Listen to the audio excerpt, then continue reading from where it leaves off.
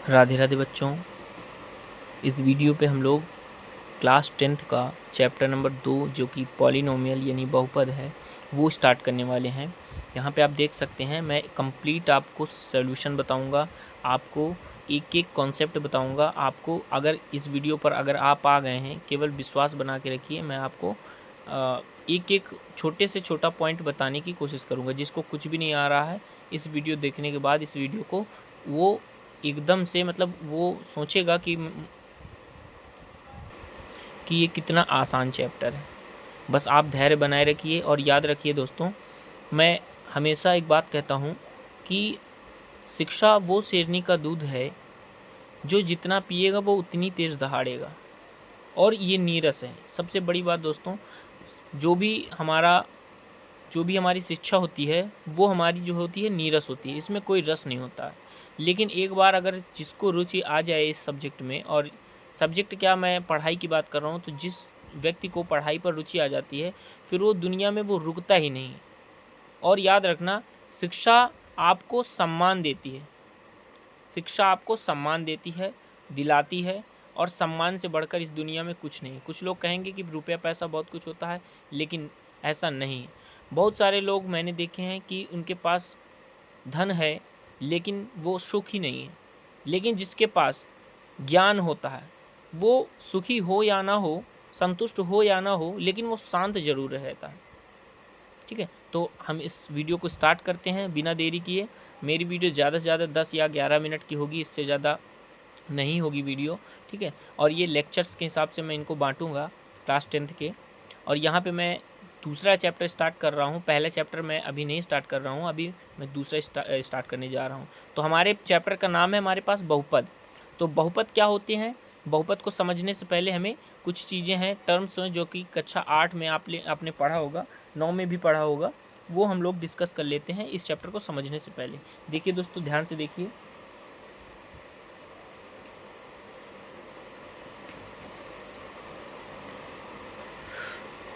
हमारे पास सबसे पहले हम लोग समझते हैं कि बहुपद से पहले हम लोग ये समझते हैं।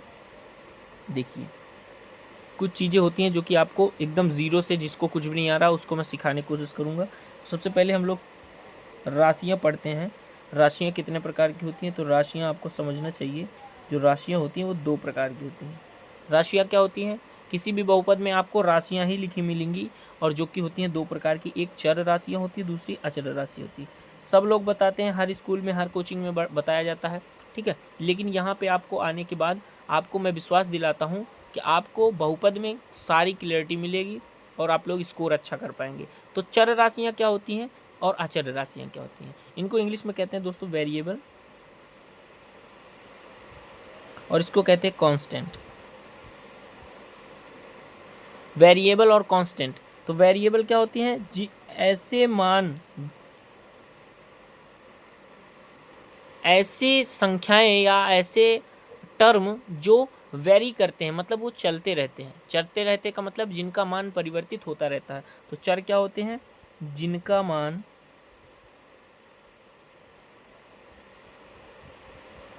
बदलता रहता है।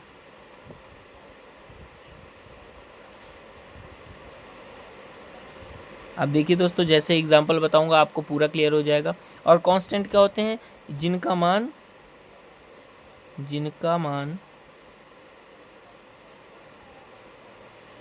नहीं बदलता, जिनका मान नहीं बदलता। तो लड़के लोग कनेक्ट कर पाएंगे मेरी इस बात से। वेरिएबल में आपका सबसे पहले आता है एक्स। जी, नाम सुना सुना लग रहा है एक्स।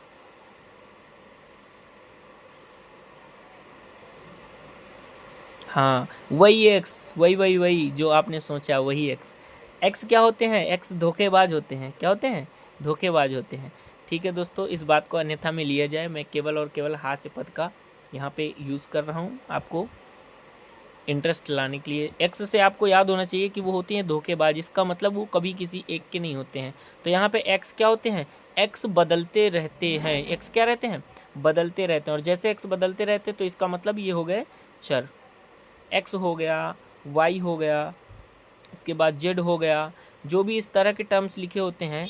ठीक है, तो ये सब क्या होते हैं, ये सब हमारे पास चर राशियाँ होती हैं। अचर राशियाँ क्या होती हैं? अचर राशियाँ होती हैं जैसे जिनका मान नहीं बदलता है, यानी कि 2। ठीक है दोस्तों, कभी कभी आपने देखा होगा कि x का मान 2 आ जाता है, x का मान 3 आ जाता है, x का मान 4 आ जाता है। तो x का कोई निर्धारित मान ही नहीं है, x के मान बदलते रहते हैं। लेकिन जब भी मैं 2 की बात करूँगा तो इस 2 को आप चाहे जहाँ चले जाओ, चाहे इंडिया में चले जाओ, चाहे जिस जगह चले जाओ, 2 को 2 ही लिखा जाएगा, यानी पढ़ा जाएगा। लेकिन x की वैल्यू, x क्या है? तो x कुछ है ही नहीं, x क्या है? चर है। मेरी बात समझ पा रहे हो दोस्तों? तो x क्या है? चर है। y क्या है? चर है। z क्या है? चर है। इसी तरह a b c भी होते हैं, लेकिन उनको हम लोग अभी नहीं पढ़ेंगे, केवल ज़्यादातर यूज यही होते हैं, तो हम इनको पढ़ते हैं। ठीक है, और कुछ भी हो सकता है अक्षर में, जैसे 2 है, 3 है, 5 है, -2 है, 1/2 है, √3 है। तो इस तरह की जो नंबर्स होते हैं उन्हें हम लोग कांस्टेंट कहते हैं, यानी अचर कहते हैं। और जो जिनका मान बदलता रहता है उन्हें हम लोग कहते हैं चर, यानी कि एक्स वाई जेड। इस तरह की जो टर्म्स होती हैं। अब देखना दोस्तों, अब जो चर और अचर को मिलाने पर, चर है और अचर है, इन दोनों को मिलाने पर हमारे पास बनता है एक बीजीय व्यंजक। बीजीय व्यंजक बनता है। ये क्या है? बीजीय व्यंजक क्या है सर? तो यहाँ पे देखिए, बीजीय व्यंजक किसे कहते हैं? आप इसमें से चर उठाओ और अचर उठाओ, दोनों को मिक्स करके प्लस माइनस करके, क्या करके? प्लस माइनस करके लिख दो, और उन्हीं को हम लोग कह देते हैं बीजीय व्यंजक। यहाँ पे मैंने x लिया और यहाँ से मैंने 2 लिया, दोनों में बीच में प्लस लगा दिया, तो ये हमारे पास जो बना है, ये हमारे पास बना है, ये बना है हमारे पास बीजीय व्यंजक। क्या बना है? बीजीय व्यंजक बना है। बीजीय व्यंजक बना है। इसी तरह दोस्तों, यहाँ से मैं 2 लेता हूँ, x लेता हूँ, इन दोनों को मैंने इस तरह लिख दिया, और इन दोनों के बीच में गुणा होता है। और इधर से मैं और एक ले लेता हूँ, इधर से 3 ले लेता हूँ, इधर से y ले लेता हूँ। तो x y और मतलब चर अचर दोनों मिक्स दिख रहे हैं यहाँ पे प्लस माइनस करके। तो इस तरह के जो पद होते हैं इनको हम लोग बीजीय व्यंजक कहते हैं। क्या कहते हैं? बीजीय व्यंजक कहते हैं। मेरे ख्याल से यहाँ तक बात आपको लोगों को क्लियर हो गई होगी। बीजीय व्यंजक कहेंगे। अब हम लोग आगे बढ़ते हैं, बीजीय व्यंजक से आगे बढ़ते हैं। अब देखना ध्यान से, बीजीय व्यंजक में कई सारी चीज़ें आती हैं दोस्तों। जैसे मैं यहाँ पे लिख रहा हूँ कुछ बीजीय व्यंजक, ध्यान से समझना। 3x² + 2x - 2, और यहाँ पे लिखता हूँ 4x + 3 x/2 + x² + 3, और यहाँ पे 2x। ये सब में x और y दिख रहा है, x और मिक्स दिख रहे हैं, चर और अचर, तो ये हमारे पास हो जाएगा बीजीय व्यंजक हो जाएगा। √2x + 3 9x² - 3x + 1/2, और यहाँ पे हो जाएगा -2x की पावर -2 -4 + 4x²। देख के डरना नहीं दोस्तों, 1% नहीं डरना है। ठीक है, ये सभी हमारे पास क्या है बेटा? बीजीय व्यंजक हैं। क्या है सर? बीजीय व्यंजक हैं। अब देखिए ध्यान से, अब ये सभी हमारे पास क्या है? बीजीय व्यंजक हैं, और बीजीय व्यंजक हम लोग अच्छे से समझ चुके हैं। ठीक है, यहाँ तक अभी कोई दिक्कत नहीं होनी चाहिए। अब हम लोग बात करते हैं बहुपद की। क्या बात करेंगे? बहुपद की। बहुपद को इंग्लिश में पॉलिनोमियल्स कहते हैं दोस्तों। यहाँ पे मैं दोनों लैंग्वेज लेकर के चलूँगा, ताकि इंग्लिश मीडियम का कोई बच्चा हो तो उसको भी कोई परेशानी ना हो। तो बहुपद क्या होता है? ध्यान से समझना दोस्तों, मैं यहाँ पे परिभाषा लिख दूँ। ऐसे बीजीय व्यंजक, ऐसे बीजीय व्यंजक, बीजीय व्यंजक तो समझ गए हो ना? इस तरह की जो भी लिखा रहेगा वो सभी बीजीय व्यंजक हैं। तो ऐसे बीजीय व्यंजक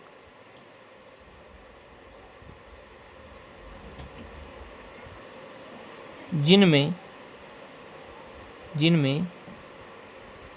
चर की अधिकतम घात पूर्ण संख्या होती है। क्या होती है? पूर्ण संख्या होती है। पूर्ण संख्या क्या होती है? अभी मैं बताऊंगा पूर्ण संख्या क्या होती है। पूर्ण संख्या में आपके आ जाएंगे 0 1 2 3 4 5 6, इस तरह के नंबर्स आते हैं। ठीक है, तो ऐसे बीजीय व्यंजक जिनमें चर अभी आपने बताया, मैंने बताया दोस्तों कि चर क्या है। जैसे यहाँ पे x चर है, यहाँ पे x चर है, यहाँ पे भी x चर है, यहाँ x चर है। ठीक है, तो इन सब में x चर है। इसी तरह किसी किसी बहुपद में y चर हो सकता है, ऐसा नहीं है कि हर बहुपद में x ही चर होगा, कुछ और हो सकता है। ठीक है, फॉर एग्जांपल जैसे मैंने यहाँ पे लिख दिया, जैसे यहाँ पे देखिए दोस्तों, यहाँ पे लिखा हुआ है, यहाँ पे देखिए x भी है चर और y भी है चर, तो 2 चर हो गए। ठीक है, x भी है और y भी है। अभी यहाँ पे जो ऊपर लिखे हैं इनको हम लोग बाद में समझेंगे ये क्या होते हैं, फिलहाल हम इतना समझते हैं कि एक एक टर्म समझते हैं दोस्तों। ऐसे बीजीय व्यंजक, तो ये सभी बीजीय व्यंजक लिखे हैं जिनमें चर की अधिकतम घात, घात क्या होती है, तो घात यहाँ पे देखिए दोस्तों, यहाँ पे चर के ऊपर जो है, चर के ऊपर ये छोटा सा अंक जो लगा है, यहाँ पे चर के ऊपर कुछ नहीं तो 1 लगा है, यहाँ पे चर के ऊपर कुछ नहीं तो 1 लगा है।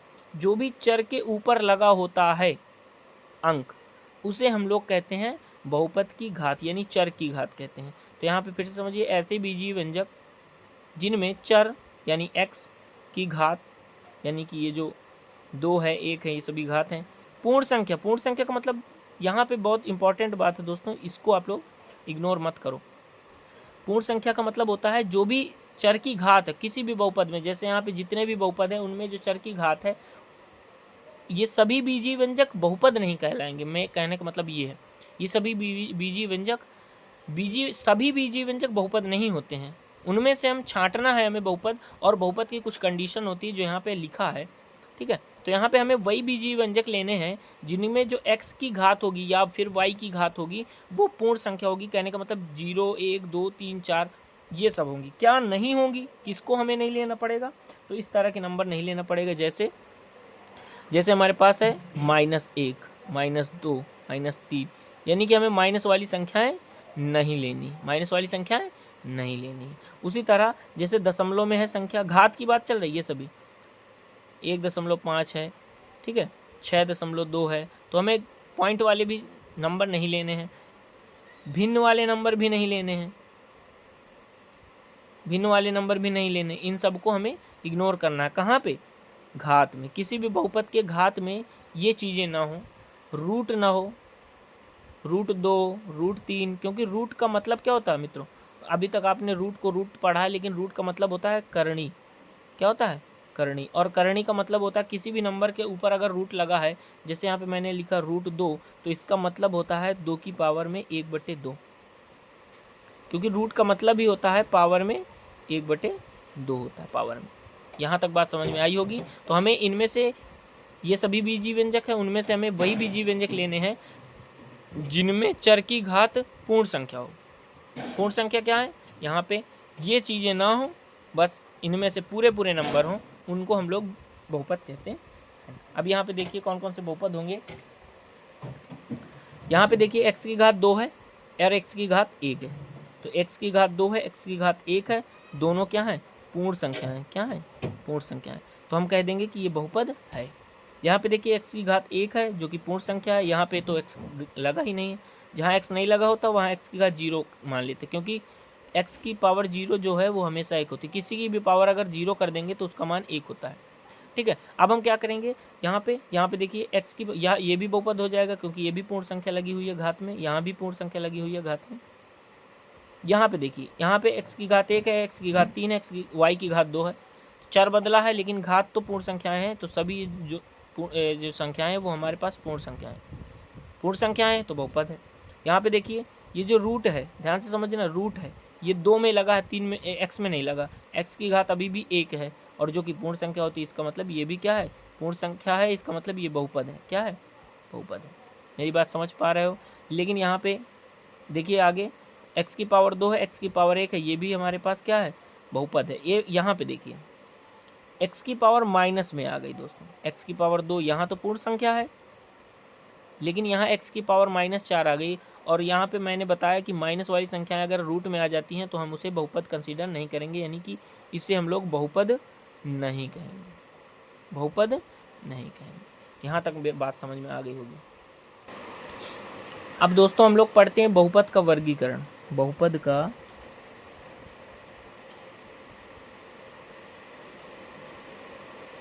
वर्गीकरण, बहुपद का वर्गीकरण पढ़ते हैं। तो वर्गीकरण, बहुपद का वर्गीकरण जो है वो घातों के आधार पर किया जाता है, घातों के आधार पर, घातों के आधार पर किया जाता है। ठीक है। तो यहाँ पे हम लोग घात समझते हैं क्या होता है, क्योंकि बहुपदों का वर्गीकरण हमें समझने से पहले हमें घात समझना पड़ेगा। ठीक है, तो घात क्या होता है, किसी भी बहुपद में जो चर के ऊपर लगी होती है उसे हम लोग घात कहते हैं। जैसे यहाँ पे मैं कुछ बहुपद लिख रहा हूँ, जैसे यहाँ पे लिखा मैंने 2x प्लस में 3, यहाँ पे x की जो पावर है वो हमारे पास 1 है, तो इसको हम लोग कहेंगे रैखिक बहुपद। क्या कहेंगे, रैखिक बहुपद। इसके बाद मैं एक और एग्जांपल लेता हूँ, x² प्लस 3x। तो यहाँ पे x की घात 1 भी है, x की घात 2 भी है, तो हमें बड़ी वाली घात लेनी है, और बड़ी वाली घात यहाँ पे 2 है, x की घात 2 है, तो यहाँ पे हम लिखेंगे द्विघात बहुपद। क्या लिखेंगे, द्विघात बहुपद। इसका मतलब दोस्तों कि जो बहुपद का बंटवारा है वो घातों के आधार पर किया गया है। ठीक है, तो घातों के आधार पर, इसी तरह जैसे मैंने लिखा 3x² plus 4x minus 3x³। तो यहाँ पे देखिए आप लोग, तो x की घात 2 है, x की घात 1 है, x की घात 3 है, तो x की घात हम लोग बड़ी वाली कंसीडर करेंगे, x की घात 3 को मान के चलेंगे। तो ये जो x की घात बड़ी है, ये जैसे पूरा बहुपद है, बहुपद में x की घात जो भी अधिकतम घात होगी वो पूरे बहुपद की घात होगी। तो इस बहुपद की घात क्या मानी जाएगी, x की ये वाली घात, यानी कि बड़ी वाली घात। तो x की घात 3 है, इसका मतलब इस बहुपद की घात 3 है, तो अगर 3 है तो ये हो जाएगा त्रिघात बहुपद हो जाएगा, त्रिघात बहुपद हो जाएगा। यहाँ तक समझ में आया दोस्तों। अभी तक हमने क्या पढ़ा है, अभी तक हमने पढ़ा है बहुपद चर क्या होते हैं, अचर क्या होते हैं, इसके बाद बीजीय व्यंजक पढ़ा है, बीजीय व्यंजक के बाद हम लोग बहुपद पढ़े हैं, बहुपद को पहचानना सीखे हैं। ठीक है, अभी मैं एक्सरसाइज कराऊंगा तो आपको समझ में आ जाएगा मैं कैसे कराऊंगा। अभी यहाँ पे मैं समझा रहा हूँ कि बहुपदों का वर्गीकरण, जो कि बहुत इंपॉर्टेंट होता है। ठीक है, इससे आप लोग डिसाइड कर सकते हैं, याद रखना जैसे बहुपद होंगे वैसे ही उसके शून्यक निकलेंगे। मैं यहाँ पे ये बताना चाहता हूँ कि जैसे यहाँ पे रैखिक बहुपद ये है पहला वाला, तो इसके जो शून्यक होंगे, शून्यक में आगे आगे चर्चा करूँगा शून्यक क्या होते हैं, उसके उतने ही शून्यक होंगे। यहाँ पे रैखिक बहुपद यानी एक घात का बहुपद है, एक घात का बहुपद है तो इसके कितने शून्यक होंगे, एक शून्यक होगा। यहाँ पे 2 घात का बहुपद है तो दो शून्यक होंगे। ये 3 घात का बहुपद है तो इसके 3 शून्यक होंगे। इस तरह से, इसलिए हम लोग इसको पढ़ते हैं घातों के आधार पर बहुपदों का वर्गीकरण। ठीक है, अब हम आगे बढ़ते हैं। यहाँ पे हम किताब में लिखा है, जो कि हम पढ़ते हैं थोड़ा सा। यहाँ पे लिखा है कि पहला नंबर देखिए, यहाँ पे घात 1 का बहुपद, घात 1 का बहुपद रैखिक बहुपद यानी लीनियर पॉलिनोमियल कहलाता है। उदाहरण में देखिए दोस्तों, ये हमारे पास बहुपद को दर्शाया जाता है ऐसे, और यहाँ पे लिखा 5x प्लस 3, 5x प्लस 3। यहाँ पे x की घात अधिकतम 1 दिख रही है मित्रों, x की घात में हमें अधिकतम 1 दिख रही है, तो मैंने अभी बताया है अगर x की घात अधिकतम 1 दिखे तो हमारे पास रैखिक बहुपद होता है। यहाँ पे अगला नंबर देखिए, घात 2 का बहुपद द्विघात बहुपद यानी क्वाड्रेटिक पॉलिनोमियल कहलाता है। यहाँ पे बहुपद का नाम चेंज हुआ है, कोई दिक्कत नहीं है, PQR कुछ भी दे सकते हो, यहाँ पे इस पे आपको फोकस करना है। यहाँ पे देखिए y की घात, यहाँ पे चर y आ गया है इस बार, यहाँ पे x था, यहाँ पे y आ गया, कोई दिक्कत नहीं है। तो y की घात 2 है, y की घात 1 है। यहाँ पे y की घात बड़ी वाली, मैंने बताया था कि बड़ी वाली घात को कंसिडर करते हैं, और अधिकतम घात 2 है, तो यहाँ पे इस बहुपद का नाम हो जाएगा द्विघात बहुपद हो जाएगा। तीसरे में घात 3 है तो त्रिघात बहुपद यानी क्यूबिक पॉलिनोमियल हो जाएगा। 4 घात है तो अचर बहुपद हो जाएगा। सॉरी, अगर घात 0 का बहुपद है, याद रखना ये इंपॉर्टेंट बात है, ये हमारे पास इंपॉर्टेंट बात है कि अगर घात 0 है तो बहुपद अचर बहुपद कहलाएगा, कांस्टेंट पॉलिनोमियल। जैसे हमारे पास आ जाए, देखिए मैं एक बात बताना चाहता हूँ, किसी भी बहुपद को हम लोग p से दिखाते हैं, किससे दिखाते हैं, p से, और अंदर वो चीज़ लिखी जाएगी जिसमें वो बहुपद होगा। जैसे x² प्लस 3x प्लस 2। इसके बाद एक और बहुपद लेता हूँ मैं, y² प्लस 3y माइनस 2। एक और लेता हूँ मैं, py p, और यहाँ पे लिखता हूँ मैं z प्लस 3। तो यहाँ पे ये जो बहुपद है, यहाँ पे इस बहुपद में ध्यान दोगे आप तो इसमें सभी जगह चर क्या दिख रहा है, चर मतलब वेरिएबल क्या दिख रहा है, वेरिएबल दिख रहा होगा आपको, x दिख रहा है, यहाँ भी x है, यहाँ भी x है। इसका मतलब इस पूरे बहुपद में क्या दिख रहा है, x दिख रहा है। यहाँ पे क्या दिख रहा है, y दिख रहा है, और यहाँ पे क्या दिख रहा है, z दिख रहा है।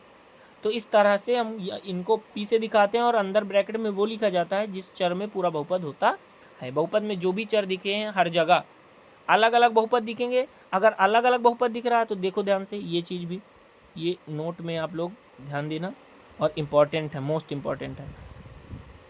क्या ध्यान देना है, जैसे हमारे पास एक बहुपद है 3x² + 2y + 3xy, तो यहाँ पे देखना ध्यान से, यहाँ पे x भी दिख रहा है और y भी दिख रहा है, x y दोनों दिख रहे हैं। तो इस बहुपद को कैसे लिखेंगे? इस बहुपद को लिखने का तरीका होता है x, y।